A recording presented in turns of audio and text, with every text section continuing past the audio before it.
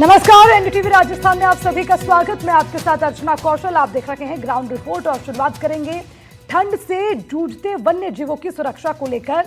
शेखावाटी के किसानों के ताले से लड़ाई, बारी में अब अधूरा जल मिशन, प्यासे गांव की पुकार, नागौर के खेतों में टावर से उजड़ी मेहनत की कहानी, उसी को लेकर जिक्र किया जा रहा है। देखिए, अब बात उत्तर भारत की सबसे पहले करेंगे, जहां कड़ाके की ठंड अब वन्य जीवों पर असर डाल रही है।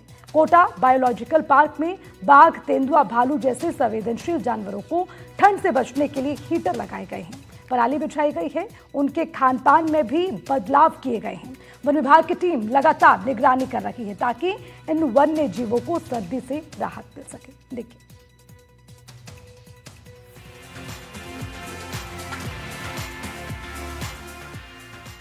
उत्तर भारत की ठिठुरती सर्दी अब जंगलों और पार्कों में बसे वन्य जीवों के लिए भी चुनौती बन चुकी है।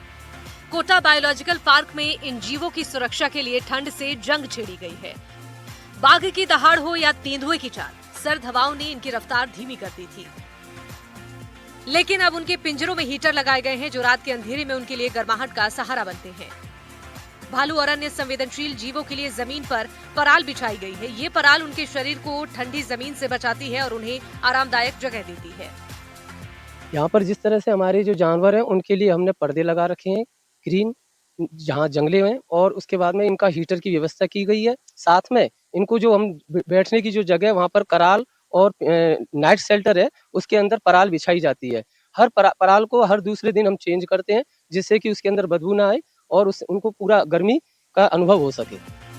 सिर्फ रहने का इंतजाम ही नहीं बल्कि खाने का मेन्यू भी बदल दिया गया है।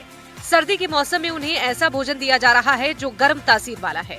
ये भोजन उनकी रोग प्रतिरोधक क्षमता को मजबूत बनाए रखता है और उन्हें बीमारियों से बचाता है। चेंजेस ये है कि बीच बीच में हम चिकन देते रहते हैं इनको, ठीक है। जो पाड़े का जो मांस आता है वो तो इनको दिया ही जाता है। जैसे सर्दी आ गई तो इनको अंडे देते हैं, अंडे अगर बंद हो जाते हैं तो चिकन भी दे देते हैं जी। तो पूरे इंतजाम यहाँ पर किए गए। सर्दी भी बहुत ज्यादा है, आमजनी सर्दी से प्रभावित हो रहा है, तो ये वन्य जीव भी हो रहे हैं। जी, मैं शाकाहारी एनिमल के बारे में आपको बताना चाहूंगी। उनके लिए गाजर और कैटल फीड में वर्दी की गई है, उनके लिए भी पर्दे लगाए गए हैं और उनके लिए भी विशेष इंतजाम किए गए हैं सभी एनिमलों के लिए। वन विभाग के अधिकारी और डॉक्टरों की टीम लगातार चौकसी कर रही है।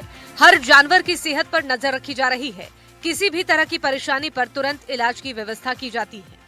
जी, लगातार मॉनिटरिंग की जाती रहती है कि किसी तरह से कोई इनको परेशानी ना हो और हर तरह से सर्दी का पूरा बचाव किया जाता है। तो सर्दी से बचाव के तमाम इंतजाम यहाँ पर किए गए हैं। इंसानी जीवन के साथ साथ वन्य जीवों का भी ख्याल रखा जा रहा है। उनका जो डाइट है उसमें परिवर्तन किया गया है। इसके साथ साथ पराल जो है वो बिछाई गई है फ्लोर पर, और जो पिंजरे हैं उनमें हीटर लगाए गए हैं। कोशिश ये की जा रही है कि जिस तरह से लगातार तापमान में गिरावट दर्ज की जा रही है, शीतलहर का प्रकोप है, ऐसे में वन्य जीवों को कोई नुकसान ना हो, वो कोई बीमारी की चपेट में ना आए, क्योंकि कोटा के बायोलॉजिकल पार्क में बड़ी संख्या में पर्यटक भी पहुंचते हैं।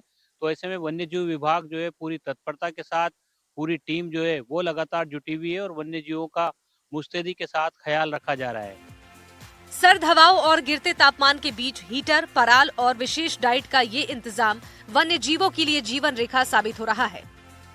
वन विभाग की टीम 24 घंटे मॉनिटरिंग कर रही है ताकि ठंड के इस मौसम में भी कोई जानवर असहज ना हो और उनकी जिंदगी में गर्माहट बनी रहे। ये पहल सिर्फ एक इंतजाम नहीं बल्कि एक संदेश है। संदेश ये कि प्रकृति के साथी जीवों की सुरक्षा हमारी जिम्मेदारी है। कोटा बायोलॉजिकल पार्क की ये कोशिश हमें याद दिलाती है कि इंसान और वन्य जीव एक ही धरती के हिस्से हैं। जब मौसम बदलता है तो हमें उनके लिए भी उतनी ही चिंता करनी चाहिए जितने अपने लिए करते हैं। सर्दी की इस जंग में हीटर, पराल और गर्माहट भरा भोजन इन वन्य जीवों के लिए ढाल बन गए हैं और ये ढाल हमें सिखाती है कि जीवन की रक्षा करना सबसे बड़ा धर्म है। शाकिर अली के साथ ब्यूरो रिपोर्ट, एनडीटीवी राजस्थान।